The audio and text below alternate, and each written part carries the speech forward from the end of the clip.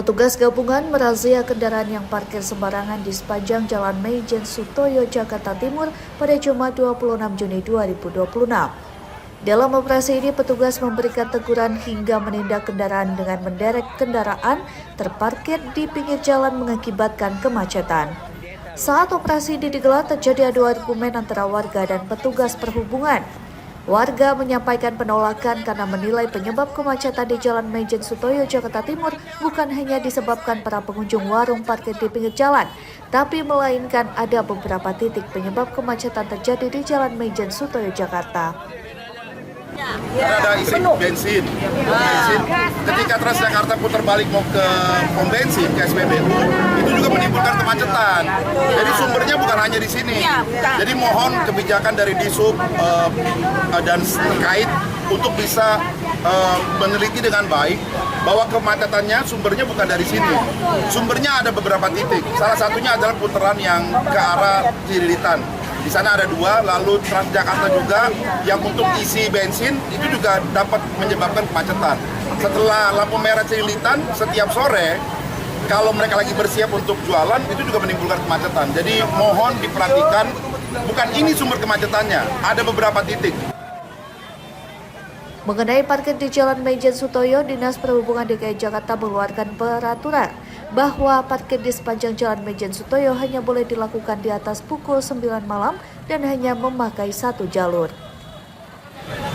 Hari ini kita melakukan penertiban ya di Jalan Maijen Sutoyo, dan ini yang arah ke Cililitan, di mana hanya boleh untuk melakukan. Tadi ada banyak mobil yang terparkir di sini, dan kita dikasih waktu 10 menit, dan juga baru teman-teman semua yang tempat-tempat makanya sosialisasinya menyampaikan jika ada mobil yang ada di depan segera dipindahkan, seperti itu ya. Dan tadi yang kita derek ada 4 mobil ya, ada 4 mobil kendaraan, dan ini akan kita jaga sampai malam ya, dan jam 8 setelah itu pukul 9 itu boleh parkir, tapi hanya satu jalur saja ya, hanya satu jalur, boleh parkirnya jam 9 ya, dan nanti akan dijaga oleh petugas. Budi menegaskan penertiban akan dilakukan secara rutin, terutama setiap malam Sabtu dan malam Minggu. Sedangkan pada hari lain pengawasan tetap dilakukan secara berkala. Dishub DKI Jakarta juga mengimbau masyarakat khususnya pengendara mobil agar tidak memarkirkan kendaraan di bahu jalan maupun badan jalan. Selain melanggar aturan, parkir di lokasi tersebut bisa mengurangi kapasitas jalan, menghambat mobilitas pengguna jalan lain, dan memicu kemacetan. Dari Jakarta, Nandityo, Berita Nasional TV.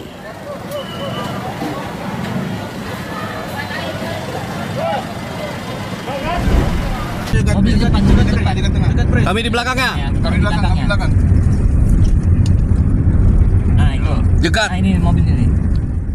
Baku tembak antara tim reaksi cepat Polres Tulang Bawang Lampung dengan komplotan pencuri baterai tower BTS terjadi pada Minggu dini hari 28 Juni 2026. Peristiwa ini terjadi setelah para pelaku umbar 3 tembakan ke arah mobil petugas yang berusaha menghadang mobil pelaku. Dalam baku tembak ini, seorang pelaku tewas di tempat setelah terkena peluru petugas dan 6 pelaku berhasil dibekuk. Jenazah pelaku dibawa ke Rumah Sakit Bayangkara Polda Lampung kemudian diserahkan ke pihak keluarga. Polisi menyebut penangkapan ini bermula saat tim reaksi cepat Polres Tulang Bawang menerima informasi ada pencurian baterai tower di wilayah Banjarbaru. Selanjutnya, petugas melakukan penyisiran guna menangkap pelaku. Berdasarkan hasil pemeriksaan, komplotan ini merupakan spesialis pencuri baterai tower yang sudah beraksi di 3 titik di Tulang Bawang dan sejumlah lokasi di Lampung Tengah. Mobil yang digunakan pelaku itu sempat kami hadang, namun pelaku justru malah melakukan penembakan ke arah petugas. Nah, kemudian pelaku masih melarikan diri. Pelaku melarikan diri sampai dengan di menjelang gerbang tol Manggala. Salah satu tim dari kami berhasil menghadang dari pelaku yang kabur tersebut. Saat kami mau melakukan penghadangan, kami lakukan tembakan peringatan. Namun dari pelaku yang di dalam mobil ini ada yang melakukan penembakan ke arah mobil petugas. Kemudian kami langsung melakukan tindakan tegas terukur terhadap mobil yang dikendari pelaku dan dari salah satu pelaku yang ada di mobil tersebut meninggal dunia di tempat. Dalam penangkapan ini, polisi menyita barang bukti, di antaranya 2 pucuk senjata api rakitan, belasan butir peluru, 5 unit baterai tower, serta berbagai peralatan digunakan untuk membobol tower BTS. Polisi masih melakukan pengembangan guna mengungkap jaringan lain dan mencari kemungkinan tempat kejadian perkara lain pernah dilakukan komplotan ini. Dari Tulang Bawang Lampung, Immanuel Simorangkir, Berita Nasional TV.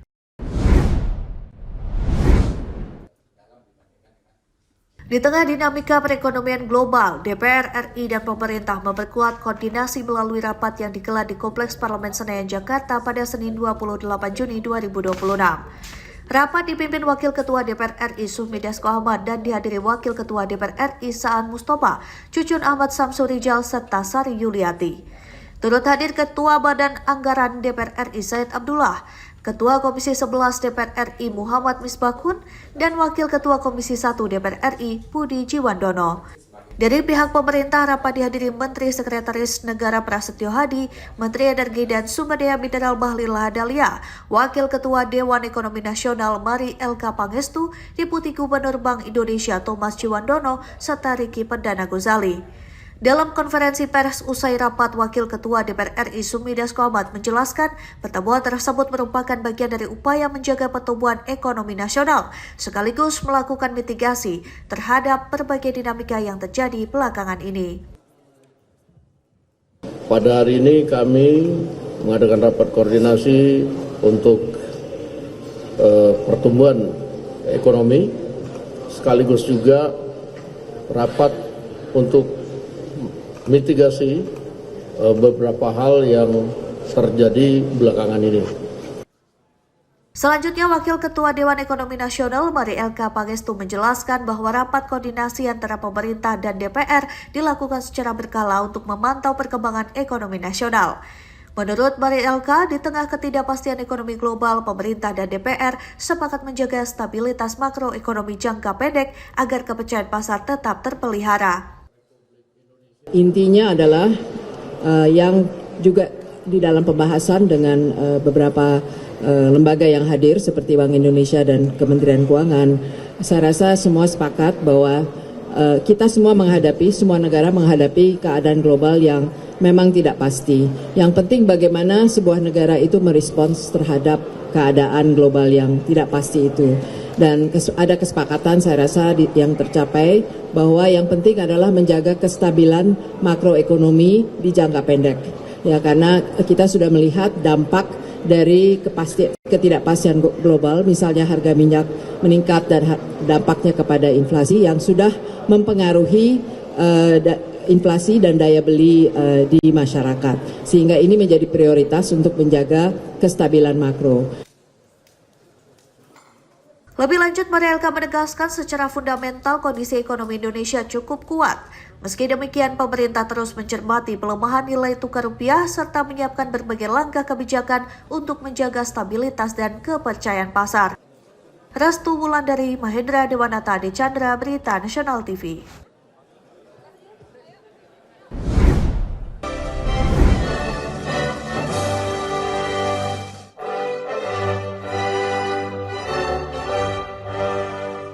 Presiden Prabowo Subianto menegaskan peran strategis akademisi dan peneliti dalam menghasilkan inovasi, mampu menjawab berbagai tantangan nasional sekaligus mendukung pengembangan industri di Indonesia. Hal ini disampaikan saat membuka Sarasehan Kebangsaan Konvensi Sains, Teknologi, dan Industri Indonesia tahun 2026 di Jakarta International Convention Center, Jakarta pada Minggu 28 Juni 2026. Di hadapan para ilmuwan, rektor, dan peneliti, Presiden mengungkapkan bahwa Indonesia masih menghadapi berbagai tantangan strategis yang memerlukan terobosan. Karena itu, Kepala Negara mengaku secara konsisten berdialog dengan para akademisi dari berbagai perguruan tinggi untuk mencari solusi atas berbagai kebutuhan di sektor strategis. Presiden mencontohkan sejumlah persoalan yang menjadi perhatiannya, mulai dari pengembangan benih gandum, peningkatan produktivitas kelapa sawit, hingga upaya mewujudkan mobil nasional. Menurut Presiden, berbagai inovasi yang kini mulai berkembang membuktikan kemampuan anak bangsa dalam menjawab tantangan tersebut. Tapi saya terima kasih kampus Saya terima kasih, kita mulai ke arah punya mobil sendiri. Terima kasih. Saya ada satu kepuasan yang mendalam di hati saya. Waktu saya dilantik, saya pulang dari pelantikan, saya bisa naik mobil buatan Indonesia. Kepala negara mengaku bangga bisa menggunakan mobil hasil karya anak bangsa saat hari pelantikannya sebagai Presiden Republik Indonesia. Meski demikian, Presiden menegaskan bahwa setiap inovasi memerlukan proses penyempurnaan dan mengajak seluruh pemangku kepentingan untuk terus mendukung pengembangan teknologi serta industri nasional agar semakin maju dan berdaya saing. Tim Liputan Berita Nasional TV.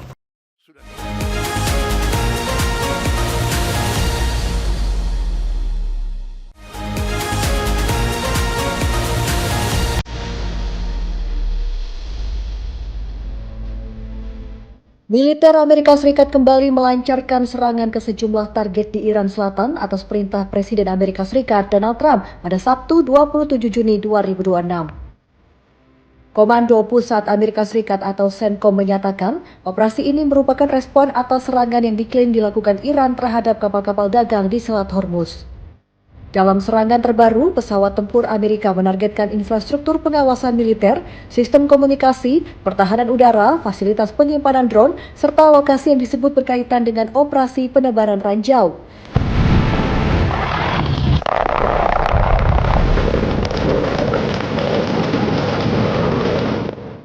Ledakan dilaporkan terjadi di sekitar desa Tahrui dekat pelabuhan Sirik serta di Pulau Qesem. Kawasan ini sebelumnya juga menjadi sasaran serangan Amerika Serikat pada hari sebelumnya atau pada Jumat 26 Juni 2026. Ketegangan memuncak setelah sebuah kapal kargo berbendera Singapura mengalami kerusakan akibat terkena proyektil tak dikenal di perairan Selat Hormuz. Insiden ini memicu rangkaian aksi militer dan menambah risiko gangguan pelayaran internasional. Saat memanas situasi, Iran memberlakukan peringatan agar kapal yang melintasi Selat Hormuz mematuhi rute yang ditentukan. Operasi evakuasi kapal dan pelaut di kawasan terhambat akibat eskalasi konflik. Insiden ini merupakan indikasi terbaru bahwa gencatan senjata di Timur Tengah berada di ambang kehancuran. Diketahui, Amerika Serikat dan Iran menyepakati perjanjian damai yang ditandatangani kedua pihak di Swiss pada pertengahan Juni 2026 atau 2 pekan lalu.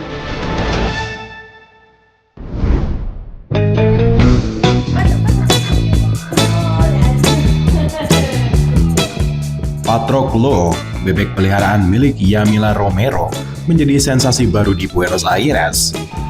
Mengenakan jersey nomor 10 milik Lionel Messi, Patroclo menarik perhatian warga saat diajak menonton pertandingan Argentina. Sebelum laga dimulai, Patroclo melakukan prediksi dengan memilih makanan dari wadah berlambang bendera Argentina. Pilihan ini terbukti tepat setelah La Albiceleste menang 3-1 atas Yordania. Selepas pertandingan, Patroclo diajak berjalan-jalan di jalanan Buenos Aires. Banyak warga berhenti untuk berfoto bersama, termasuk anak-anak yang terhibur dengan tingkah lucu sang bebek. Pemiliknya menyebut Patroclo sangat menyukai suasana pertandingan sepak bola dan selalu menemani menonton laga Argentina. Patroclo kini menjadi maskot viral mendukung Argentina. Para fans berharap keberuntungan yang dibawa bebek ini terus menyertai La Albiceleste dalam usaha mempertahankan gelar juara dunia.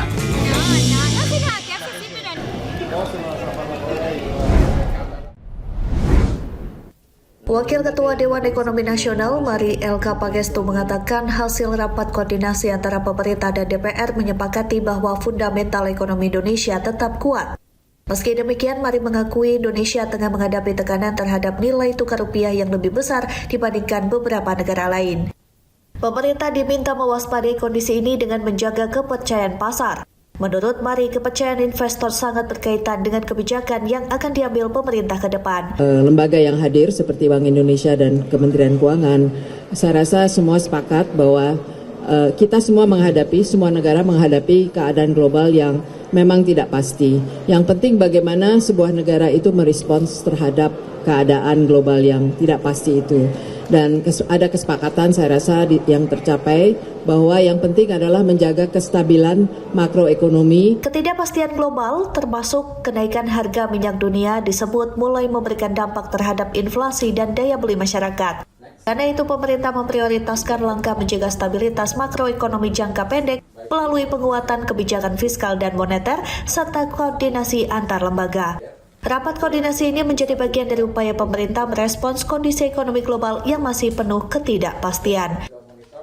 Dari Jakarta, Mahendra Dewanata, Ade Chandra, Berita Nasional TV. Rapat koordinasi di Kompleks Parlemen Senayan Jakarta ini melibatkan Dewan Ekonomi Nasional, Bank Indonesia, Kementerian Keuangan hingga Kementerian Energi dan Sumber Daya Mineral. Sejumlah solusi dibahas untuk merespons berbagai perkembangan ekonomi terkini, termasuk kekhawatiran industri terhadap tingginya biaya produksi yang berdampak pada keberlanjutan tenaga kerja. Salah satu hasil pembahasan adalah kabar terkait penurunan kembali harga gas industri yang sebelumnya mengalami kenaikan. Langkah ini dinilai menjadi angin segar bagi dunia industri dan para pekerja, mengingat biaya energi menjadi salah satu faktor yang mempengaruhi daya saing perusahaan dan potensi pemutusan hubungan kerja. Menteri ESDM Bahlil Lahadalia menyebut, pemerintah telah menerima masukan dari berbagai asosiasi industri dan serikat pekerja dalam beberapa waktu terakhir. Pemerintah kini merumuskan langkah strategis untuk menjaga industri tetap berjalan sekaligus memastikan lapangan pekerjaan tetap terlindungi. Termasuk dari KSPI, atas dasar koordinasi yang baik dengan pimpinan DPR, Pak Dasko dan pemerintah, telah kita merumuskan beberapa langkah-langkah solutif untuk mengatasi masalah yang dihadapi oleh teman-teman. DPR dan pemerintah menegaskan koordinasi lintas lembaga akan terus dilakukan agar pertumbuhan ekonomi tetap terjaga di tengah tekanan ekonomi global. Dari Jakarta, Mahendra Dewanata, Ade Chandra, Berita.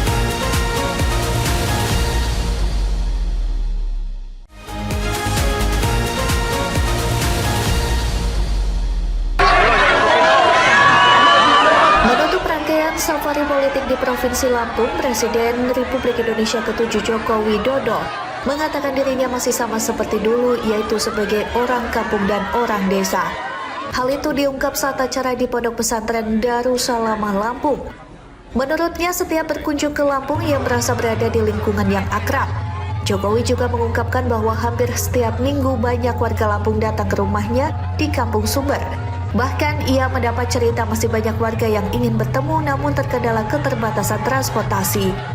Dalam kesempatan itu Jokowi menjelaskan kehadirannya di Lampung untuk memenuhi undangan sekaligus bersilaturahmi dengan masyarakat dari berbagai kabupaten, termasuk Lampung Tengah, Mesuji, Pringsewu, Tulang Bawang, dan daerah lain yang belum sempat dikunjungi karena keterbatasan waktu.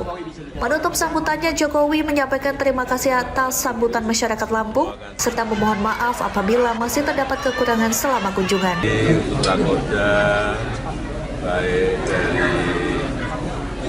yang berkaitan dengan adat, sudah, kemudian yang berkaitan dengan pondok pesantren pada hari ini terakhir, dan setelah itu akan kembali ke Solo. Tim Liputan Berita Nasional TV.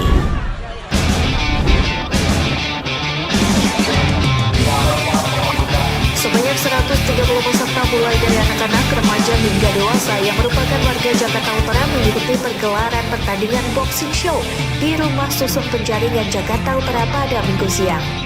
Warga yang menyaksikan pertandingan tersebut terlihat nampak antusias hingga sorak-sorai memberi dukungan semangat ke petinju unggulan mereka.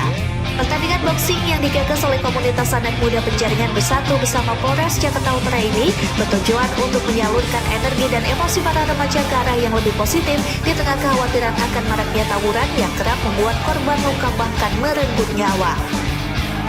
Menurut Kapolres Jakarta Utara Kombes Pol Erik Frendris, boxing show pertama yang digelar pada September 2025 lalu memberikan dampak positif dengan menurunnya angka tawuran remaja di wilayah Penjaringan. Melalui penyelenggaraan volume kedua ini diharapkan semakin banyak remaja memilih ring olahraga sebagai tempat mengasah kemampuan, bukan jalanan sebagai arena pertikaian. Dari wilayah Jakarta Utara untuk berbakat dalam pertandingan tinju, olahraga tinju khususnya. Sehingga harapan kami bisa nantinya ada atlet-atlet muda yang berasal dari Jakarta Utara. Yang kedua, tentunya dengan acara ini kita berharap bisa menekan jumlah terjadinya tawuran. Dan alhamdulillah setelah volume pertama dulu, tingkat tawuran di utara.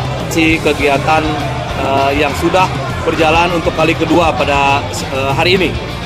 Kami tentunya berharap kegiatan ini akan membantu, selama ini sudah sangat membantu menekan tingkat tawuran yang selama ini kita juga tahu bahwa di Jakarta Utara, khususnya di daerah Penjaringan ini termasuk cukup tinggi untuk tingkat tawurannya. Selain menekan angka tawuran, para remaja juga dapat menumbuhkan bakat tinju mereka untuk bersaing di tingkat nasional bahkan hingga internasional. Dari Jakarta Utara, Theo Fadli, Berita Nasional TV.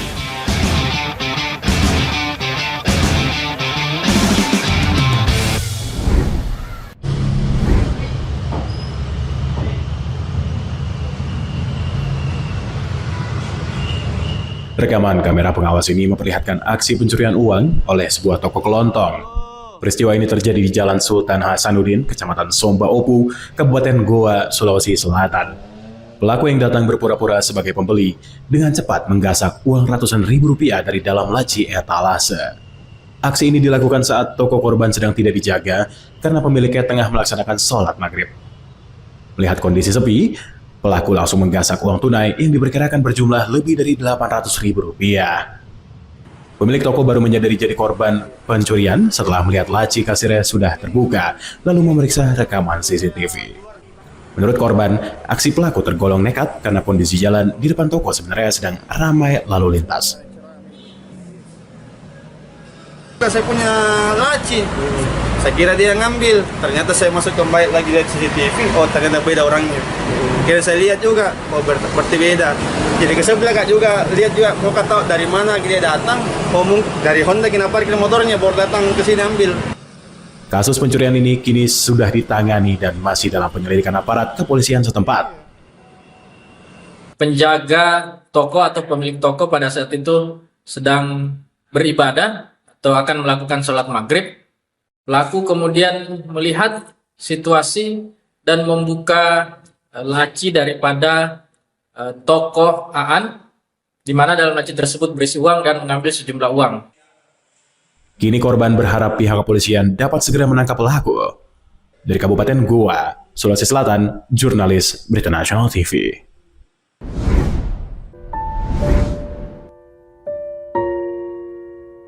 Seorang wanita yang bekerja sebagai caddy golf atau pramu golf menjadi korban dugaan penganiayaan di kawasan lapangan golf Modern Land, Kelurahan Kelapa Indah, Kecamatan Tangerang, Kota Tangerang, Banten. Peristiwa itu terjadi pada Selasa malam. Korban ditarik dari atas mobil hingga terjatuh ke tanah, lalu diinjak pelaku. Akibatnya dari hasil visum korban mengalami luka robek di bagian kepala, serta luka lebam di kening, pipi, dan bibir akibat dugaan tindak kekerasan tersebut. Ditemui pada Jumat, Kasih Humas Polres Metro Tangerang Kota, AKP Heris mengatakan tim penyidik Satreskrim Polres Metro Tangerang Kota telah melakukan penyelidikan dan mengambil langkah-langkah. Langkah-langkah kami penyidik Satreskrim telah melakukan serangkaian tindakan, mulai dari menerima laporan polisi, memeriksa korban dan saksi-saksi, melakukan visum, menyita barang bukti, serta mendalami rekaman CCTV. Untuk motif, pelaku saat ini masih dalam penyelidikan. Mulai dari pemeriksaan korban dan saksi, kumpulkan alat bukti, serta mendalami rekaman CCTV untuk mengungkap motif tindakan kekerasan pelaku yang disinyalir dikenali korbannya. Polisi telah mengetahui identitas terduga pelaku, yakni berinisial FF, dan tengah memburu keberadaannya. Dari Tangerang, Banten, Tim Liputan Berita Nasional TV.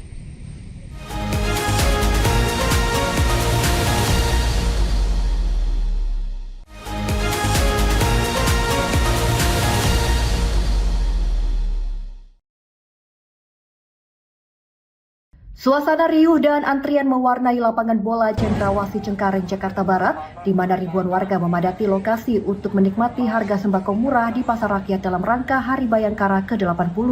Kegiatan ini merupakan inisiasi Slok Polri bersama Polres Metro Jakarta Barat.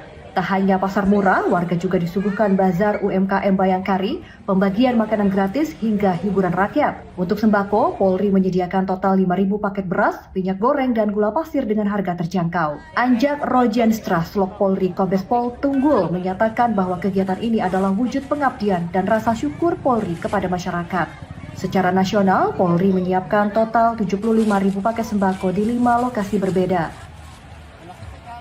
Jadi masyarakat datang ini secara spontan dan kami di 1 minggu ini sudah mensosialisasikan lewat Polsek maupun lewat Polres pada seluruh masyarakat setempat bahwa Polri akan mengadakan pasar murah, pasar rakyat di Stadion Cendrawasih di wilayah Jakarta Barat. Kemudian yang hadir bebas, langsung saja ngantri. Kemudian yang bersangkutan nanti membeli sesuai dengan harga yang tadi sudah ditentukan. Demikian. Di sini ada hiburan apa aja Pak yang disediakan Pak? Alhamdulillah di sini hiburannya musik ya. Ada penyanyi kita siapkan dan juga ada nonton bareng Piala Dunia. Tadi kami sudah gelar jam 6.30 pagi dan juga jam 9.00 juga kami gelar. Dan juga kami siapkan 10 booth makanan gratis yang kami bagikan kepada masyarakat. Masyarakat yang hadir juga merasa terbantu dengan adanya pasar murah yang diadakan Polri. Warga berharap giat seperti ini dapat selalu diadakan guna membantu kebutuhan rumah tangga. Kalau untuk kegiatan masyarakat ini sih sangat membantu banget ya bagi masyarakat kecil kayak kita. Udah gitu harganya terjangkau. Iya, betul banget. Apalagi kita juga kayak ngerasain gimana dapetin harga beras murah, dapetin gula murah, dan dapetin minyak murah juga. Seru sih Pak, walaupun banyak yang nggak bisa antri, tapi seru. Semoga bisa membantu yang masyarakat yang kondisinya lagi zaman sekarang seperti ini, jadi semoga bisa membantu sih Pak. Kegiatan ini diharapkan dapat membantu memenuhi kebutuhan pokok masyarakat sekaligus mempererat kedekatan antara Polri dan warga. Acara berlangsung aman, tertib, dan penuh kebahagiaan. Dari Jakarta, Tim Liputan Berita Nasional TV.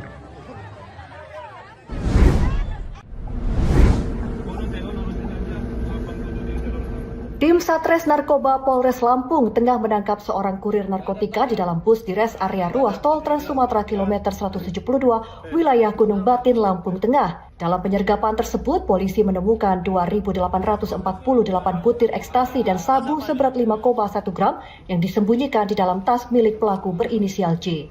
Dari hasil pemeriksaan, pelaku diketahui merupakan bagian dari jaringan narkotika lintas provinsi yang membawa narkotika dari Riau menuju Lampung dan Pulau Jawa. Polisi kemudian melakukan pengembangan dan berhasil menangkap 2 orang lain berinisial R dan E di Lampung Tengah yang diduga berperan sebagai penerima barang narkotika tersebut. Di hadapan penyidik, para tersangka mengaku sudah menjalankan aksi peredaran narkoba sejak tahun 2020. Hingga kini, petugas masih terus melakukan pendalaman untuk membongkar jaringan yang lebih besar, termasuk menelusuri aktor utama di balik peredaran narkotika lintas provinsi tersebut. Peredaran narkotika jenis pil ekstasi sebanyak 2.848 butir dan sabu sebanyak 5,1 gram. Berawal dari penyelidikan, kami berhasil mengamankan 1 orang, yakni Saudara J. Setelah dilakukan penggeledahan, ditemukan paket narkotika jenis pil ekstasi dan jenis sabu. Dari hasil pengembangan, kami berhasil mengamankan 2 orang, yakni Saudara R dan Saudara E yang berperan sebagai penerima paket narkotika tersebut. Atas perbuatannya, ketiga tersangka dijerat Undang-Undang Narkotika dengan ancaman hukuman pidana mati, penjara seumur hidup, atau pidana penjara maksimal 20 tahun. Dari Lampung Tengah, Lampung, Immanuel Simorangkir, Berita Nasional TV.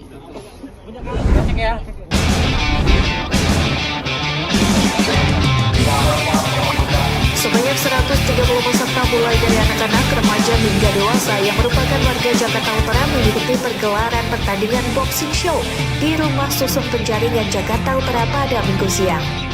Warga yang menyaksikan pertandingan tersebut terlihat nampak antusias hingga sorak-sorai memberi dukungan semangat ke petinju unggulan mereka. Pertandingan boxing yang digagas oleh komunitas anak muda Penjaringan Bersatu bersama Polres Jakarta Utara ini bertujuan untuk menyalurkan energi dan emosi para remaja ke arah yang lebih positif di tengah kekhawatiran akan maraknya tawuran yang kerap membuat korban luka bahkan merenggut nyawa.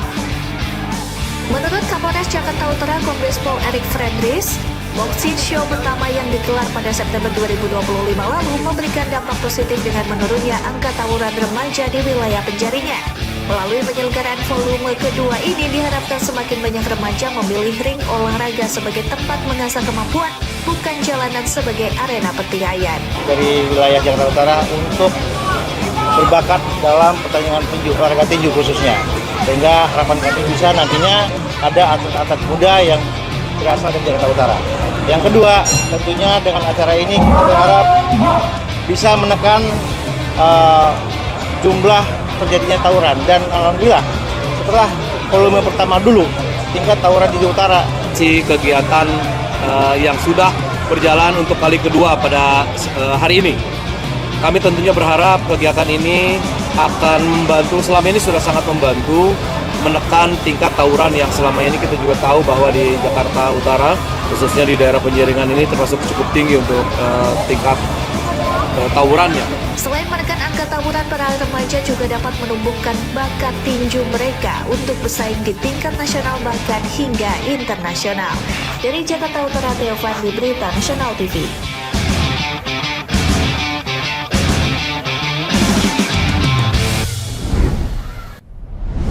Puluhan massa yang tergabung dalam Paguyuban Peternak Kemitraan Nusantara menggelar aksi penyampaian pendapat di depan gedung Kementerian BUMN Jalan Medan Merdeka Jakarta saat puluhan peternak dari berbagai daerah.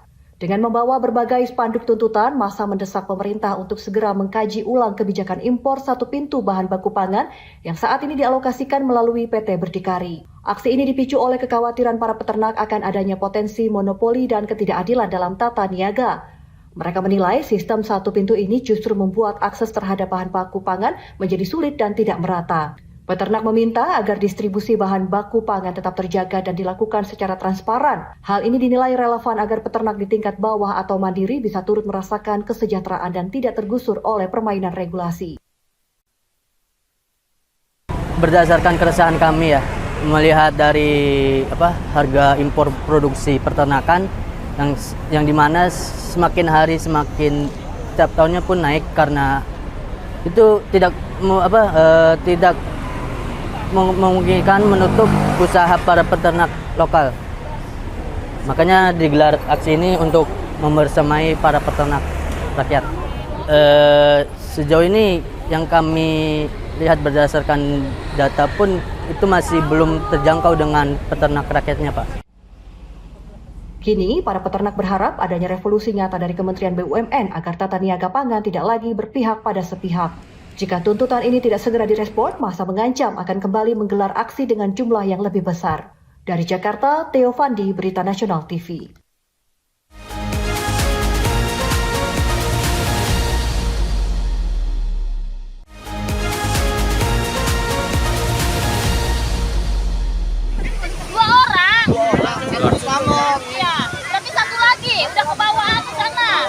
Putra, seorang remaja asal Kebayoran Lama, Jakarta Selatan dilaporkan hilang terseret ombak sepanjang 4 meter saat tengah asyik berenang di pantai Tanah Merah, Desa Ciparahu, Kecamatan Cihara, Kabupaten Lebak, Banten.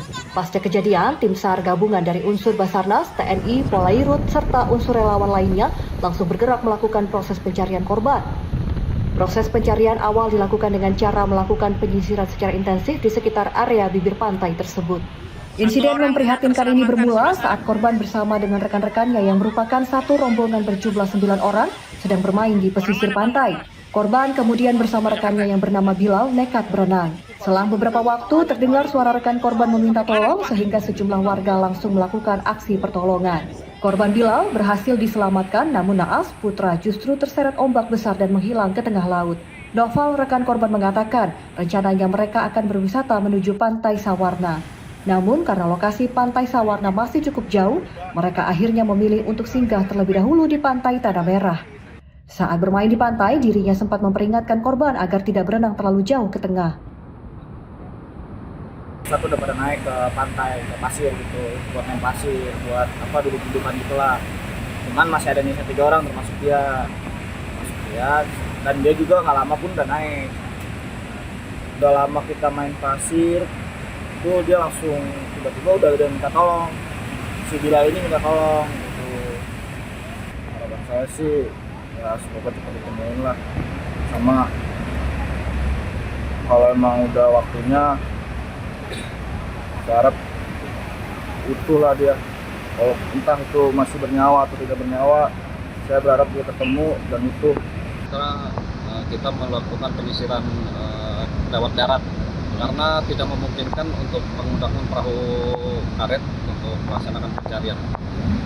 Sudah dibantu dengan dari pos AL Delhi dan pos Lanal dan juga dengan Polsek Penggarangan dan pemerintah daerah setempat.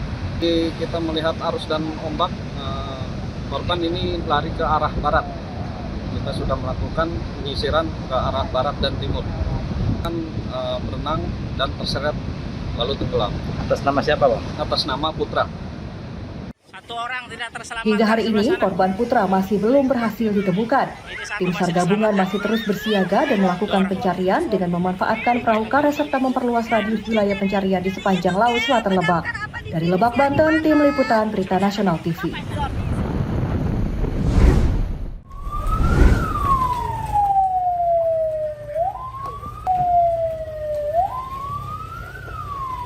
Petugas pemadam kebakaran dan keselamatan Kulon Progo yang tiba di lokasi langsung berusaha memadamkan api yang terus membesar dan menghanguskan bengkel jok motor milik Sangaji serta rumah milik Sukartono, warga Cangkring, Bendungan Wates, Kulon Progo, Yogyakarta, Sabtu malam. Api diduga berasal dari konsleting arus listrik saat rumah dalam keadaan kosong karena ditinggal pemiliknya. Awalnya, warga melihat kepulan asap dan api kecil disusul suara ledakan dari dalam bengkel jok. Dalam waktu singkat, api langsung membesar dan merambat ke seluruh bangunan servis jok motor serta rumah hunian milik Sukartono yang berada di belakangnya. Soalnya tadi yang bapaknya lagi makan, dengar suara meledak, api langsung gede. Itu apa yang meledak? Yang meledak apa? Nggak tahu, dari dalam bengkel ya. Ada ledakan ya? Kencang tadi mas ledakannya? Nggak tahu, cuma dengar ledakan besar itu. Api langsung besar? Ini tempat apa sih mas? Bengkel job. Bengkel job. Api dari mana itu awal mulanya? Dari dalam bengkel. Dari dalam bengkel. Terus yang kebakar apa aja ini? Semua ini bengkelnya. Sampai rumah? Sampai belakang rumah. Rumahnya juga ya? Rumah siapa mas? Pak Kartono. Pak Kartono. Nggak ada korban ya? Nggak ada. Bapaknya di sono kok. Yang punya bengkel kemana tadi? Itu di sana. Tadi pas kejadian? Pergi. Warga sempat berupaya memadamkan api dengan peralatan seadanya, namun kobaran semakin membesar. Selanjutnya, petugas pemadam kebakaran dan berbagai unsur relawan tiba di lokasi untuk melakukan pemadaman. Api berhasil dikendalikan sehingga tidak merembet ke bangunan lainnya. Warga dihimbau agar mencabut seluruh peralatan elektronik saat ditinggal pergi dari rumah. Selain itu, kabel yang dinilai tak layak agar segera diganti mengingat kondisi tegangan listrik yang tidak stabil serta kerapnya pemadaman yang diberlakukan PLN. Seperti apa ini kronologi? Terima kasih. Jadi kita mendapat laporan dari warga masyarakat kita soal kebakaran, kemudian teman-teman damkar dibantu dengan relawan untuk berkomunikasi dan kita melakukan pemadaman semaksimal mungkin.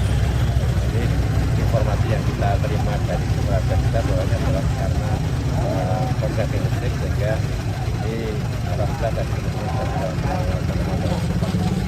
Tadi menurut juga berapa kendaraan? Yang kita terdengar tadi ada 2 damkar, kemudian tadinya ada 3. Ada 3. Ada kesulitan nggak? Alhamdulillah tidak ada. Karena apalagi ini kan sudah berjalan, tapi tadi hanya terkait dengan lalu lintas yang semakin buruk. Kalau objek yang terbakar apa sih? Yang terbakar ini tadi servis job dan rumah tinggal. Ada korban? Tidak ada. Ini kan listrik ini baru tidak stabil, tegangannya itu naik turun dan kadang pemadaman. Saya berharap satu, kabel-kabel terutama kabel yang stop kontak yang tidak standar yang pakai serabut diganti. Yang kedua, kalau meninggalkan rumah semua tancepan stop kontak untuk dicabut, baik yang beban magic jet, beban charger, kipas, itu gini. Yang tanpa infrator, kalau kayak kulkas kan ada infratornya, itu relatif lebih aman terhadap daya kejut. Tapi kalau yang nggak ada daya penyangga daya kejutnya, itu sebaiknya dicabut. Nah, emang kondisi listrik baru nggak stabil. Tidak ada korban dari kebakaran ini, namun akibat kejadian ini tempat usaha servis jok motor dan rumah hunian mengalami kerusakan berat. Dari Kulon Progo, Yogyakarta, Tim Liputan Berita Nasional TV.